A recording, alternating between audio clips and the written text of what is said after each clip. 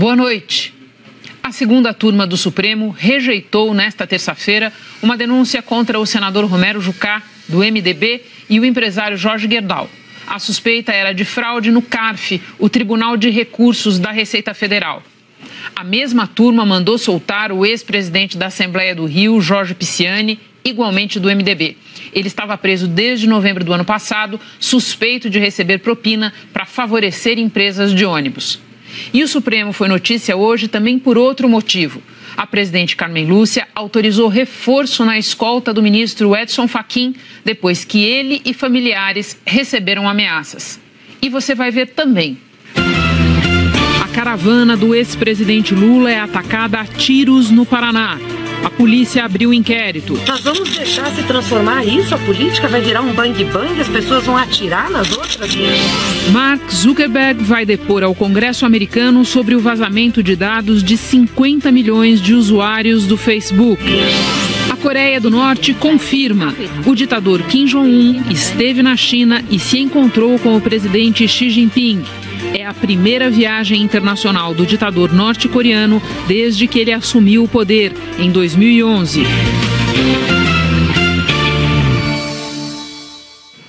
A presidente do Supremo autorizou reforço na escolta permanente do ministro Edson Fachin, depois de que ele e a família receberam ameaças. Fachin, vamos lembrar, é o relator da Lava Jato no Supremo.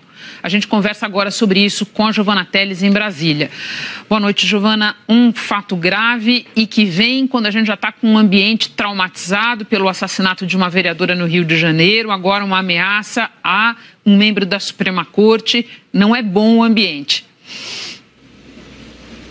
Boa noite, Renata. Boa noite a todos. Pois é, pessoas ligadas ao judiciário que têm relação com o ministro Fachin traçam o mesmo perfil do ministro. Dizem que ele é ponderado, conciliador, independente, sempre mede as palavras antes de falar e não quer os holofotes. E completam um raciocínio dizendo que para ele falar publicamente sobre essas ameaças à família é porque é algo que tem preocupado o ministro. Edson Fachin é o relator da Lava Jato, responsável pelos principais casos da operação que estão no Supremo. Na semana passada, Fachin relatou o habeas corpus do ex-presidente Lula. Foi contra analisá-lo e contra conceder uma liminar até a conclusão do julgamento do mérito. Em nenhum momento da entrevista, Fachin falou sobre o teor das ameaças, de onde teriam partido ou as relacionou a algum caso concreto. Segundo fontes do Supremo, as ameaças começaram há 2 ou 3 semanas. Nos dias atuais, uma das preocupações que tenho não é só com os julgamentos, mas também com a segurança de membros de minha família. Tenho tratado deste tema e de ameaças que têm sido ameaças que têm sido dirigidas a membros de minha família. Algumas providências que eu solicitei à presidente e também à Polícia Federal por intermédio da delegada que trabalha aqui no tribunal já estão sendo adotadas. Nem todos ainda os instrumentos foram agilizados, mas eu efetivamente ando preocupado com isso e esperando que não troquemos a fechadura de uma porta já arrombada também nesse tema. Se sentir ameaçado, o senhor e sua família, é uma coisa triste e incabível, né? Eu sou grato à vida por poder prestar esse serviço. Fico preocupado sim com aqueles que, membros da minha família, não fizeram essa opção e poderão eventualmente sofrer algum tipo de consequência. Mas eu espero que nada disso se passe. O ministro da Segurança, Raul Jungmann, disse que colocou a Polícia Federal à disposição para escoltar o ministro. E, se for feito pedido para isso, abrirá inquérito para investigar essas ameaças. A presidente do Supremo, a ministra Carmen Lúcia, divulgou numa nota as providências que já tinha tomado antes mesmo da entrevista do ministro. Além de aumentar a escolta permanente do ministro Fachin, a ministra Carmen Lúcia mandou para Curitiba 2 delegadas da Polícia Federal especializadas em casos de magistrados ameaçados. Elas vão verificar que providências devem ser tomadas. Autorizou que a segurança de Fachin possa ser deslocada para acompanhar também familiares do ministro em Curitiba. Encaminhou o ofício indagando aos ministros do Supremo sobre a necessidade de alteração e aumento do número de agentes de segurança. O ministro Raul Jungmann considerou as ameaças um fato inaceitável. Isso não pode acontecer, isso é inaceitável e é evidentemente uma agressão que tem que ser repelida. E quem quiser que tenha feito esse tipo de ameaça, nós vamos procurar identificar e punir, porque tem que ser punido na forma da lei e duramente. No Congresso, os presidentes das duas casas do Poder Legislativo também repudiaram ações como essas que tentam intimidar um ministro da mais alta corte do país e pediram investigação rápida do caso.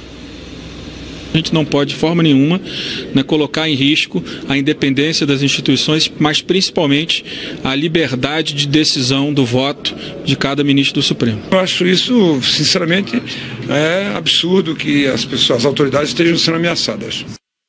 Giovana, vamos continuar no Supremo, mas agora para falar de decisões importantes tomadas hoje na primeira turma, decisões que beneficiam políticos investigados em operações, notadamente Zelotes e Lava Jato. Pois é, Renata, foi na segunda turma. A segunda turma arquivou a denúncia contra o líder do governo no Senado, Romero Jucá, e também contra o empresário Jorge Gerdau. A Procuradoria-Geral da República denunciou os dois por corrupção e lavagem de dinheiro. Jucá era acusado de ter mudado uma medida provisória para favorecer o grupo Gerdau em troca de R$150 mil para o MDB de Roraima.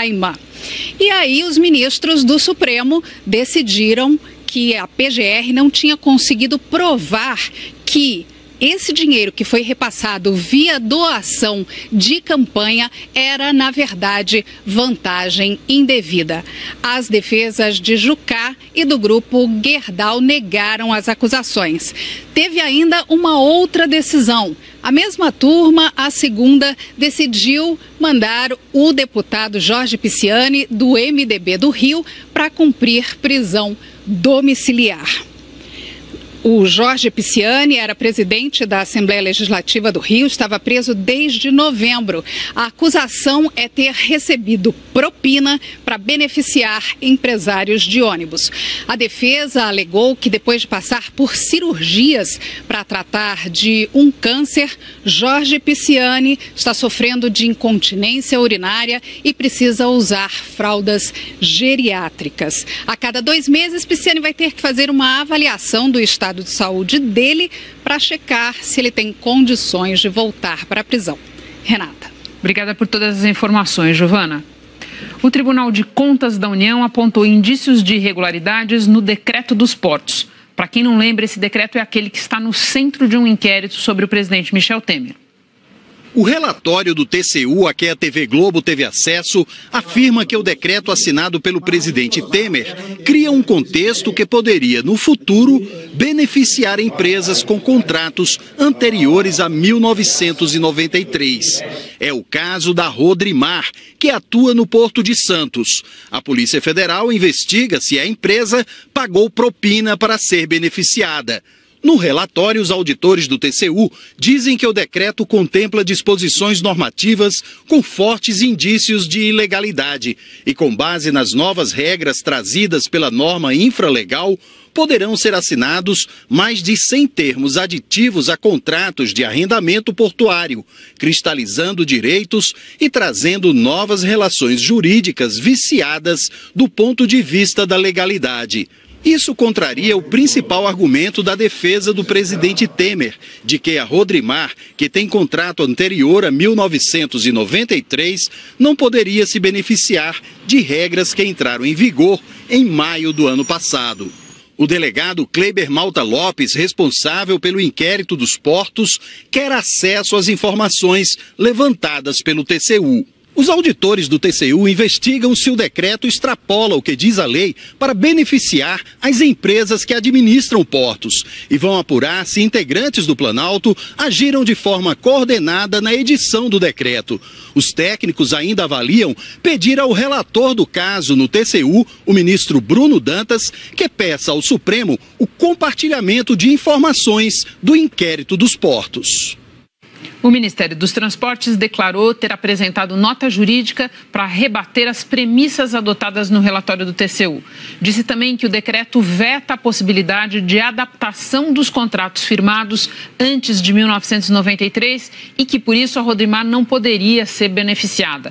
Já a Rodrimar não quis comentar o relatório do TCU. Falando agora de Lula, o Tribunal Regional Federal em Porto Alegre publicou o acórdão, que é o texto consolidado da decisão dos desembargadores no julgamento de ontem. Decisão que manteve inalterada a condenação do ex-presidente no caso do Triplex. O documento publicado pelo TRF4 confirma que, por unanimidade, a 8ª turma aceitou em parte os embargos de declaração apresentados pela defesa de Luiz Inácio Lula da Silva, mas sem produzir nenhuma alteração na decisão do dia 24 de janeiro, que manteve a condenação do ex-presidente e aumentou a pena para 12 anos e 1 mês de prisão. Com a publicação do acórdão, a defesa do ex-presidente Lula foi intimada e, a partir desta quarta-feira, tem 12 dias para decidir se vai entrar com o último recurso, ainda na segunda instância, o chamado embargo dos embargos. Os advogados podem optar também por entrar com recursos nas instâncias superiores, no Supremo Tribunal Federal e no Superior Tribunal de Justiça. Nesses casos, o prazo é de até 15 dias. Em nota, a defesa do ex-presidente disse que ainda está avaliando com qual recurso vai entrar. Ainda sobre Lula, ônibus da caravana do ex-presidente foram atingidos por tiros no Paraná. Ninguém se feriu e agora a polícia está investigando o caso. A assessoria do Partido dos Trabalhadores disse que pelo menos 3 tiros atingiram 2 ônibus da caravana do ex-presidente Lula, no caminho entre as cidades de Quedas do Iguaçu e Laranjeiras do Sul, no Paraná. Um dos ônibus estava com jornalistas e o outro com convidados. Ninguém ficou ferido. Manifestantes têm protestado contra a presença do ex-presidente Lula desde que a caravana começou, no Rio Grande do Sul. Nesta terça-feira, na internet, o ex-presidente Lula chamou os manifestantes de fascistas e disse, abre aspas, já atiraram ovos, pedras. Hoje deram até um tiro no ônibus, fecha aspas. A polícia do Paraná declarou que vai investigar o caso e que os veículos já estão sendo vistoriados. Também afirmou que o ex-presidente Lula não estava nos ônibus no momento dos disparos. O delegado que está cuidando do caso disse que o boletim de ocorrência já foi registrado. Chamamos o Instituto de Criminalística para constatar se era disparo de fogo ou não. E também alguns passageiros, o motorista também foi ouvido aqui na delegacia. Nós ainda estamos apurando os fatos, o que ocorreram, o local onde foi que ocorreu esse fato criminoso, para posteriormente acabar com a investigação e chegar nos autores. O PT publicou um vídeo em seu site oficial, no qual a senadora Gleice Hoffmann diz que a caravana sofreu uma emboscada. Um tiro que vocês podem ver está aqui, né? E furou a lataria do ônibus. Outro passou de raspão e agora acabaram de me dizer que do outro lado do ônibus tem um outro tiro. Nós mandamos um ofício ao ministro Raul Jungmann com o roteiro da caravana, por onde nós íamos passar, pedindo apoio da segurança. Mandamos também as informações ao governo do estado do Paraná. Falamos com o comando da Polícia Militar, quer dizer, todo mundo está sabendo. O fato é que nós não temos proteção. Nós vamos deixar se transformar isso? A política vai virar um bang-bang? As pessoas vão atirar nas outras? O ministro da Segurança Pública, Raul Jungmann, classificou o ato como inaceitável. Disse que está acompanhando o caso e que vai tomar as providências necessárias. Eu sempre que sou solicitado e que acontece esse tipo de confronto, eu procuro as autoridades estaduais para pedir atenção para o caso. Então, é uma praxe, eu diria assim, é uma norma que eu tenho seguido quando essas coisas acontecem. Não só agora, mas sempre que acontecer, eu vou procurar exatamente chamar a atenção para que exista, e já existe, eu acredito, preocupação e cuidado com isso, mas que seja redobrado. Em nota, o presidente nacional da Ordem dos Advogados do Brasil disse que é preciso coibir e punir os ataques a partidos e a políticos e que o debate político deve se dar no campo das ideias. Agora o noticiário eleitoral, o empresário Flávio Rocha se filiou hoje ao PRB. No mesmo evento, o partido lançou a pré-candidatura dele a presidente. Eu quero representar um contraponto a tudo isso. Eu quero resgatar a força da liberdade individual, do protagonismo do indivíduo e da livre iniciativa, que é a fonte única da prosperidade. E quero também representar um contraponto a esse período de inversão dos valores que levou à degradação das práticas na política e na vida brasileira. Hoje é um dia de grande alegria, um grande desafio. Entendemos que não existe mais necessidade de uma candidatura apenas para marcar posição, mas uma candidatura que se tornou realmente viável e competitiva e se torna ainda mais viável e competitiva agora cercado por esta maravilhosa família que é o PRB. Vamos para o Rio de Janeiro. O Exército e as polícias militar e civil fizeram a maior operação dentro da intervenção federal. Houve também reforço no patrulhamento em algumas regiões, mas agora à noite a população sentiu falta das patrulhas. Praia de Copacabana, um dos principais pontos turísticos do Rio, e nada de patrulhamento depois das 8 da noite. No centro, também não vimos tropas. Na praça mais frequentada da Tijuca, na Zona Norte, nada. Nossas equipes percorreram a cidade agora à noite e nós não vimos os militares nas ruas. Nem nos pontos mais movimentados, onde o Comando Militar do Leste divulgou ontem que haveria um reforço maior. E este é justamente o horário em que a população se sente ainda mais insegura.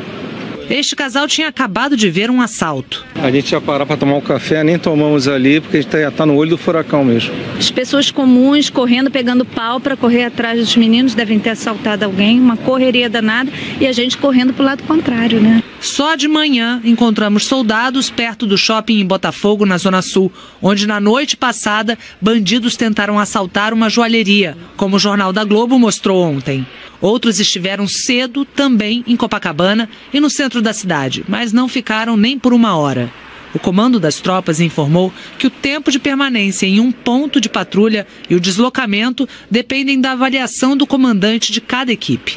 Eu espero que eles cheguem, são, na minha opinião, bem-vindos e que a gente possa acolhê-los e eles a nós, que estamos precisando, né? E hoje 24 pessoas foram presas no complexo do Lins. Essa foi a operação com maior efetivo militar desde o início da intervenção. 3.400 homens das Forças Armadas, com o apoio de 350 policiais civis e 150 PMs. As tropas montaram bloqueios e fizeram revistas. Uma via de ligação entre as zonas norte e oeste ficou fechada o dia todo. Militares também retiraram barricadas. A polícia apreendeu drogas, radiotransmissores, 10 carros, 11 motos, munição, apenas 2 pistolas e um revólver. Nesta terça-feira, militares também fiscalizaram o conjunto de presídios de Bangu. O alvo da vistoria foi a penitenciária de Bangu 3, onde estão os principais chefes da maior facção do estado do Rio. Horas depois, apenas um celular foi apreendido. A Secretaria de Administração Penitenciária disse que antes mesmo do início da revista, presos jogaram e quebraram seus pertences, incluindo telefones, que foram lançados no sistema de esgoto. E em Brasília, o presidente Michel Temer assinou hoje a medida provisória que libera 1 bilhão e 200 milhões de reais para a área de segurança pública do Rio. É o primeiro repasse de dinheiro do governo federal depois que a intervenção foi decretada em 16 de fevereiro. Agora à noite, os blindados prometidos pelo Gabinete de Intervenção para a Segurança Pública do Rio chegaram ao Comando Militar do Leste. Os 3 Urutus e 3 Caveirões serão entregues pelo Exército amanhã. Passando para a economia, mesmo com um rombo de mais de 19 bilhões de reais em fevereiro, as contas do governo federal tiveram o melhor resultado para esse mês desde 2015, como a gente mostra aqui. O rombo deste ano foi quase 29% menor que o de 2017. Vale dizer que fevereiro é um tradicional mês de déficit por causa de fatores como transferência de dinheiro para estados e municípios, pagamento de royalties e de abono salarial. Um número animador embutido nesse déficit é que a receita do governo, vinda principalmente dos impostos, cresceu 10%. 2 explicações para isso: aumento da carga tributária e reação da economia. Por outro lado, os gastos com a Previdência também sumiram, como vocês podem ver aqui, e mais uma vez pressionaram as contas públicas. A ata do Comitê de Política Monetária, divulgada nesta terça-feira, é mais um indicativo de que a taxa básica de juros deve cair de novo em maio. Uma nova redução da Selic deve acontecer na próxima reunião do Comitê de Política Monetária do Banco Central em maio. Pelo menos é o que indica a ata do Copom divulgada hoje. A redução da Selic vem acontecendo desde outubro de 2016. Esse mês chegou ao menor nível da história, a 6,5% ao ano. Alguns economistas apostam numa redução de 0,25 ponto percentual na próxima reunião. O principal motivo para essas seguidas quedas é a trajetória de baixa da inflação, que pode fechar o ano abaixo da meta do Banco Central, que é de 4,5% ao ano. Resta saber agora se essa redução vai ser a última de 2018. As eleições podem ser um complicador. Provavelmente deve parar no 6,25, menos por conta das questões econômicas, que acho que estarão favoráveis, e mais pela questão da eleição, que vai trazer riscos aí que o Banco Central vai ter que começar a colocar. E como é que ele faz essa interpretação? Os preços dos ativos, que aí geralmente a gente quer falar da taxa de câmbio, estão mais voláteis, e a gente sabe que isso pode acontecer por conta da eleição. O presidente do Tribunal Superior Eleitoral, ministro Luiz Fux, vai mandar investigar entidades supostamente produtoras de notícias falsas. A USP e a Fundação Getúlio Vargas fizeram um levantamento com nomes dessas produtoras de conteúdo e sobre o uso de robôs em campanhas, como mostrou o Fantástico no domingo passado. O uso das chamadas fake news, notícias falsas em inglês, gera preocupação para as próximas eleições. O presidente do TSE também vai convidar para prestar esclarecimentos o ex-sócio da Cambridge Analytica no Brasil. Depois da sessão de hoje do TSE, Fux falou sobre essa investigação. Então nós vamos instaurar um procedimento que será remetido ao Ministério Público. O Ministério Público, então, vai solicitar o auxílio da Polícia Federal para nós verificarmos que tipo de material essas organizações têm, esses grupos têm à sua disposição. E sem prejuízo, a notícia também que nós recebemos é que há representantes daquela Cambridge Analytica. Então, nós vamos querer saber basicamente duas coisas. O que eles estão vendendo e para quem? Esse é o nosso interesse. Noticiário internacional agora. O presidente executivo do Facebook, Mark Zuckerberg, concordou em depor ao Congresso americano sobre o vazamento dos dados de 50 milhões de usuários da rede social. Isso depois de não atender a uma convocação semelhante do parlamento britânico. Em Nova York, o Jorge Pontual tem mais informações, nós vamos conversar com ele. Pontual, boa noite. As ações do Facebook voltaram a cair hoje e já são 80 bilhões de dólares em perda de valor de mercado da companhia desde que esse escândalo começou. É mesmo, Renata. Boa noite a todos. E não é só o Facebook, não. As 5 grandes do setor de tecnologia: Facebook, Apple, Amazon, Netflix e Google perderam em conjunto 260 bilhões de dólares nos últimos 10 dias. Os investidores temem que esteja no fim a era de crescimento vertiginoso em que essas empresas operaram sem limite, sem controle nem regulamentação dos governos. É grande a grita para que haja alguma fiscalização sobre como as redes sociais usam os dados dos usuários. A queda nas ações do grupo, esse grupo aí, se acentuou hoje. E a mais atingida foi uma empresa menor, o Twitter, com perda de 12% nas ações. É que o Twitter vende os dados dos usuários sem que eles saibam e por isso está na mira das autoridades. Mark Zuckerberg ainda não anunciou se vai aceitar os convites de 3 comissões do Congresso americano para depor. Segundo a rede CNN, ele irá mesmo, embora ele tenha dito não ao parlamento britânico. Nas entrevistas de mídia que ele deu semana passada, Zuckerberg prometeu proteger os dados dos usuários. Só que ficou bem claro que ele não tem a menor ideia do que aconteceu no caso da empresa que vendeu informações de 50 milhões de frequentadores do Facebook para a campanha de Donald Trump. Renata. Pontual, eu queria aproveitar a nossa conversa para tratar de um outro assunto que diz muito respeito aos Estados Unidos, que foi a visita sem alarde de trem, sem anúncio prévio, que o ditador norte-coreano fez à China, primeira viagem internacional dele desde que ele assumiu o poder em 2011. Um encontro para falar com o Xi Jinping e que precede o esperado encontro com o Donald Trump. Pois é, segundo a agência estatal chinesa, Kim Jong-un chegou a Pequim no domingo e voltou à Coreia do Norte na terça-feira. Ele foi à China num trem blindado, o mesmo que o pai dele, Kim Jong-il, usou quando visitou a China em 2000. É a primeira vez que ele deixa o país desde que assumiu o poder e o primeiro encontro com o líder de outro país, o que dá uma ideia do isolamento da Coreia do Norte, até mesmo em relação aos chineses, que são os seus únicos aliados. A visita foi cercada de segredo e só comunicado ao mundo pela manhã desta quarta-feira em Pequim. Segundo o comunicado conjunto do encontro entre Kim Jong-un e o presidente chinês Xi Jinping, a Coreia do Norte se compromete com a desnuclearização da Península Coreana e o diálogo com os Estados Unidos. O encontro foi, por isso, muito bem recebido pelo governo Trump, que vê no presidente chinês uma influência benéfica para acalmar o temperamental líder norte-coreano. Já a Coreia do Sul, que tem boas relações com Pequim, também viu com bons olhos.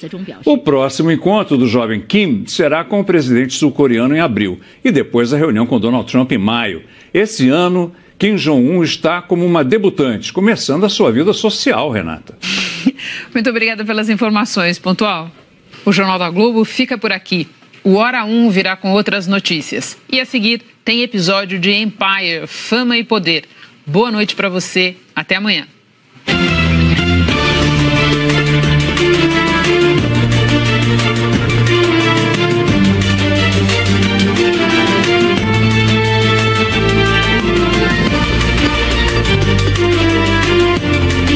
Maio, pelo menos é o que indica a ata do Copom divulgada hoje. A redução da Selic vem acontecendo desde outubro de 2016. Esse mês chegou ao menor nível da história, a 6,5% ao ano. Alguns economistas apostam numa redução de 0,25 ponto percentual na próxima reunião. O principal motivo para essas seguidas quedas é a trajetória de baixa da inflação, que pode fechar o ano abaixo da meta do Banco Central, que é de 4,5% ao ano. Resta saber agora se essa redução vai ser a última de 2018. As eleições podem ser um complicador. Provavelmente deve parar no 6,25, menos por conta das questões econômicas, que acho que estarão favoráveis, e mais pela questão da eleição, que vai trazer riscos aí que o Banco Central vai ter que começar a colocar. E como é que ele faz essa interpretação? Os preços dos ativos, que aí geralmente a gente quer falar da taxa de câmbio, estão mais voláteis, e a gente sabe que isso pode acontecer por conta da eleição. O presidente do Tribunal Superior Eleitoral, ministro Luiz Fux, vai mandar investigar entidades supostamente produtoras de notícias falsas. A USP e a Fundação Getúlio Vargas fizeram um levantamento com nomes dessas produtoras de conteúdo e sobre o uso de robôs em campanhas, como mostrou o Fantástico no domingo passado. O uso das chamadas fake news, notícias falsas em inglês, gera preocupação para as próximas eleições. O presidente do TSE também vai convidar para prestar esclarecimentos o ex-sócio da Cambridge Analytica no Brasil. Depois da sessão de hoje do TSE, Fux falou sobre essa investigação.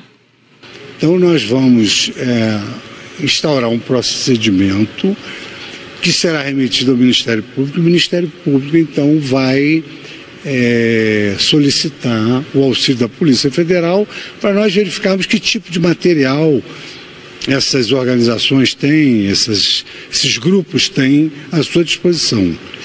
E sem prejuízo, a notícia também que nós recebemos é que há representantes daquela Cambridge Analytica. Então, nós vamos querer saber basicamente duas coisas. O que eles estão vendendo e para quem? Esse é o nosso interesse. Noticiário internacional agora. O presidente executivo do Facebook, Mark Zuckerberg, concordou em depor ao Congresso americano sobre o vazamento dos dados de 50 milhões de usuários da rede social. Isso depois de não atender a uma convocação semelhante do parlamento britânico. Em Nova York, o Jorge Pontual tem mais informações, nós vamos conversar com ele. Pontual, boa noite. As ações do Facebook voltaram a cair hoje e já são 80 bilhões de dólares. Dizem que eu decreto contempla disposições normativas com fortes indícios de ilegalidade e, com base nas novas regras trazidas pela norma infralegal, poderão ser assinados mais de 100 termos aditivos a contratos de arrendamento portuário, cristalizando direitos e trazendo novas relações jurídicas viciadas do ponto de vista da legalidade. Isso contraria o principal argumento da defesa do presidente Temer, de que a Rodrimar, que tem contrato anterior a 1993, não poderia se beneficiar de regras que entraram em vigor em maio do ano passado. O delegado Kleber Malta Lopes, responsável pelo inquérito dos portos, quer acesso às informações levantadas pelo TCU. Os auditores do TCU investigam se o decreto extrapola o que diz a lei para beneficiar as empresas que administram portos e vão apurar se integrantes do Planalto agiram de forma coordenada na edição do decreto. Os técnicos ainda avaliam pedir ao relator do caso no TCU, o ministro Bruno Dantas, que peça ao Supremo o compartilhamento de informações do inquérito dos portos. O Ministério dos Transportes declarou ter apresentado nota jurídica para rebater as premissas adotadas no relatório do TCU. Disse também que o decreto veta a possibilidade de adaptação dos contratos firmados antes de 1993 e que, por isso, a Rodrimar não poderia ser beneficiada. Já a Rodrimar não quis comentar o relatório do TCU. Falando agora de Lula, o Tribunal Regional Federal em Porto Alegre publicou o acórdão, que é o texto consolidado da decisão dos desembargadores no julgamento de ontem. Decisão que manteve inalterada a condenação do ex-presidente no caso do Triplex. O documento publicado pelo TRF4 confirma que, por unanimidade, a 8ª turma aceitou em parte os embargos de declaração apresentados pela defesa de Luiz Inácio Lula da Silva, mas sem produzir nenhuma alteração na decisão do dia 24 de janeiro, que manteve a condenação do ex-presidente e aumentou a pena para 12 anos e 1 mês de prisão. Com a publicação do acórdão, a defesa do ex-presidente Lula foi intimada e, a partir desta quarta-feira, tem 12 dias para decidir se vai entrar com o último recurso, ainda na segunda instância, o chamado embargo dos embargos. Os advogados podem optar também por entrar com recursos nas instâncias superiores, no Supremo Tribunal Federal e no Superior Tribunal de Justiça. Nesses casos, o prazo é de até 15 dias. Em nota, a defesa do ex-presidente disse que ainda está avaliando com qual recurso vai entrar. Ainda sobre Lula, ônibus da caravana do ex-presidente foram atingidos por tiros no Paraná. Ninguém se feriu e agora a polícia está investigando o caso. A assessoria confirma que, por unanimidade, a 8ª turma aceitou em parte os embargos de declaração apresentados pela defesa de Luiz Inácio Lula da Silva, mas sem produzir nenhuma alteração na decisão do dia 24 de janeiro, que manteve a condenação do ex-presidente e aumentou a pena para 12 anos e 1 mês de prisão. Com a publicação do acórdão, a defesa do ex-presidente Lula foi intimada e, a partir desta quarta-feira, tem 12 dias para decidir se vai entrar com o último recurso, ainda na segunda instância, o chamado embargo dos embargos. Os advogados podem optar também por entrar com recursos nas instâncias superiores, no Supremo Tribunal Federal e no Superior Tribunal de Justiça. Nesses casos, o prazo é de até 15 dias. Em nota, a defesa do ex-presidente disse que ainda está avaliando com qual recurso vai entrar. Ainda sobre Lula, ônibus da caravana do ex-presidente foram atingidos por tiros no Paraná. Ninguém se feriu e agora a polícia está investigando o caso.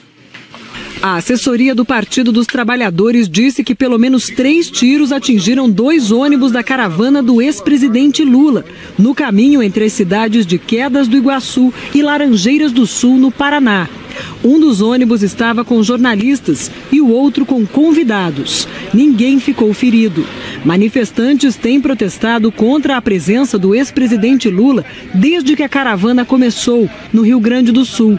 Nesta terça-feira, na internet, o ex-presidente Lula chamou os manifestantes de fascistas e disse, abre aspas, já atiraram ovos, pedras. Hoje deram até um tiro no ônibus, fecha aspas. A polícia do Paraná declarou que vai investigar o caso e que os veículos já estão sendo vistoriados. Também afirmou que o ex-presidente Lula não estava nos ônibus no momento dos disparos. O delegado que está cuidando do caso disse que o boletim de ocorrência já foi registrado. Chamamos o Instituto de Criminalística para constatar se era disparo de fogo ou não. E também alguns passageiros, o motorista também foi ouvido aqui na delegacia. Nós ainda estamos apurando os fatos, o que ocorreram, o local onde foi que ocorreu esse fato criminoso, para posteriormente acabar com a investigação e chegar nos autores. O PT publicou um vídeo em seu site oficial, no qual a senadora Gleice Hoffmann diz que a caravana sofreu uma emboscada. Um tiro que vocês podem ver está aqui, né? Que furou a lataria do ônibus. Outro passou de raspão e agora acabaram de me dizer que do outro lado do ônibus tem um outro tiro. Nós mandamos um ofício ao ministro Raul Jungmann com o roteiro da caravana, por onde nós íamos passar, pedindo apoio da segurança. Mandamos também as informações ao governo do estado do Paraná.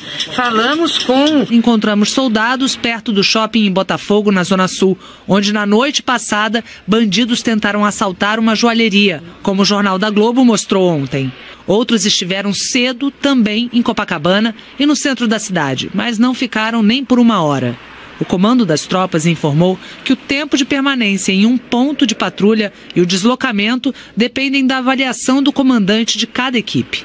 Eu espero que eles cheguem, são, na minha opinião, bem-vindos e que a gente possa acolhê-los e eles a nós, que estamos precisando, né? E hoje 24 pessoas foram presas no complexo do Lins. Essa foi a operação com maior efetivo militar desde o início da intervenção. 3.400 homens das Forças Armadas, com o apoio de 350 policiais civis e 150 PMs. As tropas montaram bloqueios e fizeram revistas. Uma via de ligação entre as zonas norte e oeste ficou fechada o dia todo. Militares também retiraram barricadas.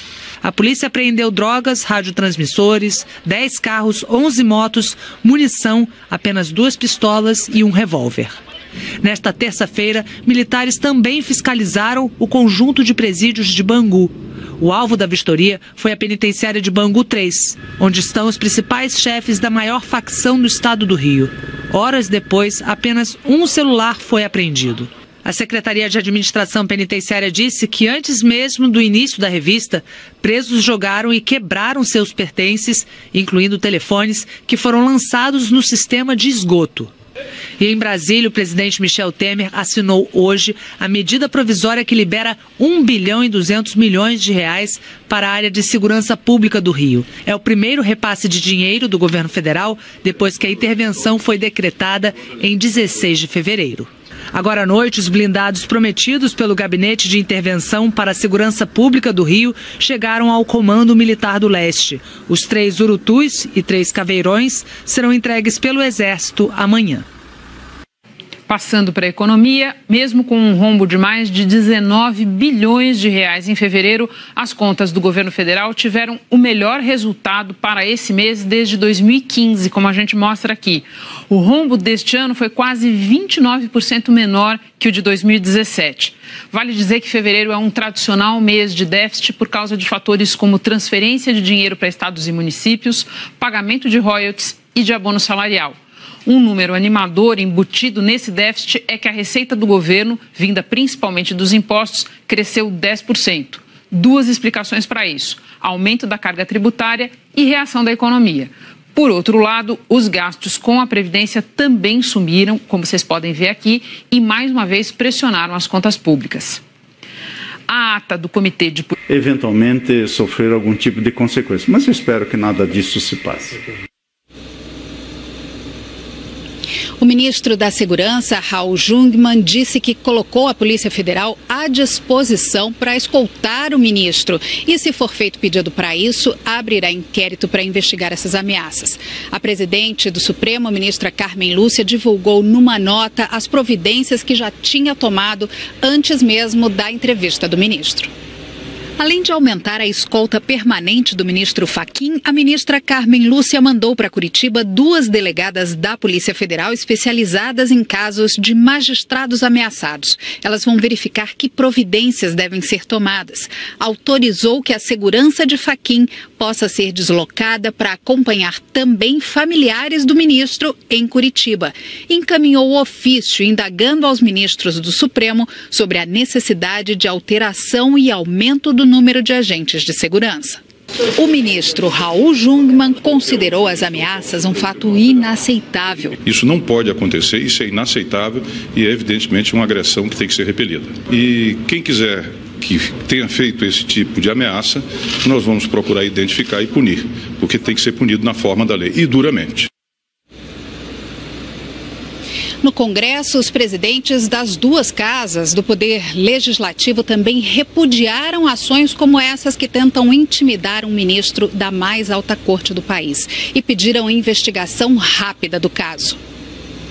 A gente não pode, de forma nenhuma, colocar em risco a independência das instituições, mas principalmente a liberdade de decisão do voto de cada ministro do Supremo. Eu acho isso, sinceramente, absurdo que as autoridades estejam sendo ameaçadas. Giovana, vamos continuar no Supremo, mas agora para falar de decisões importantes tomadas hoje na primeira turma, decisões que beneficiam políticos investigados em operações, notadamente Zelotes e Lava Jato.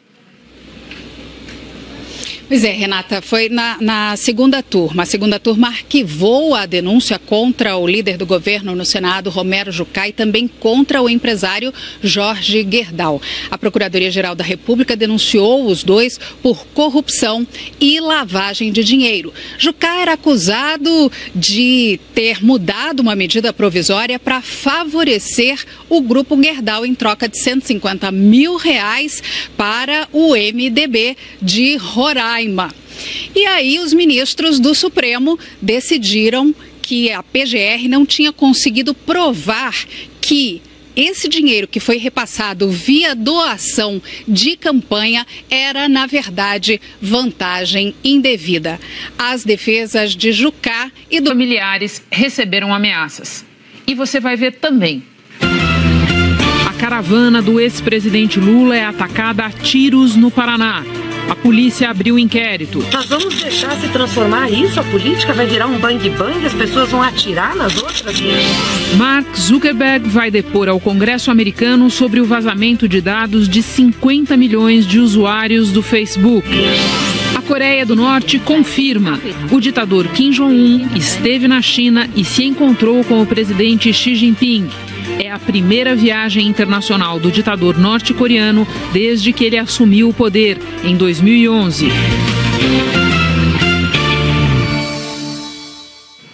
A presidente do Supremo autorizou reforço na escolta permanente do ministro Edson Fachin, depois de que ele e a família receberam ameaças. Fachin, vamos lembrar, é o relator da Lava Jato no Supremo. A gente conversa agora sobre isso com a Giovana Teles em Brasília. Boa noite, Giovana. Um fato grave e que vem quando a gente já está com um ambiente traumatizado pelo assassinato de uma vereadora no Rio de Janeiro, agora uma ameaça a um membro da Suprema Corte. Não é bom o ambiente. Boa noite, Renata. Boa noite a todos. Pois é, pessoas ligadas ao judiciário que têm relação com o ministro Fachin traçam o mesmo perfil do ministro. Dizem que ele é ponderado, conciliador, independente, sempre mede as palavras antes de falar e não quer os holofotes. E completam um raciocínio dizendo que para ele falar publicamente sobre essas ameaças à família é porque é algo que tem preocupado o ministro. Edson Fachin é o relator da Lava Jato, responsável pelos principais casos da operação que estão no Supremo. Na semana passada, Fachin relatou o habeas corpus do ex-presidente Lula. Foi contra analisá-lo e contra conceder uma liminar até a conclusão do julgamento do mérito. Em nenhum momento da entrevista, Fachin falou sobre o teor das ameaças, de onde teriam partido ou as relacionou a algum caso concreto. Segundo fontes do Supremo, as ameaças começaram há 2 ou 3 semanas. Nos dias atuais, uma das preocupações que tenho não é só com os julgamentos, mas também com a segurança de membros de minha família. Tenho tratado deste tema e de ameaças que tem sido ameaçado? Ameaças que têm sido dirigidas a membros da minha família, algumas providências que eu solicitei a presidente e também à Polícia Federal por intermédio da delegada que trabalha aqui no tribunal já estão sendo adotadas. Nem todos ainda foram, os instrumentos foram agilizados, mas eu efetivamente ando preocupado com isso e esperando que não troquemos a fechadura de uma porta já arrombada.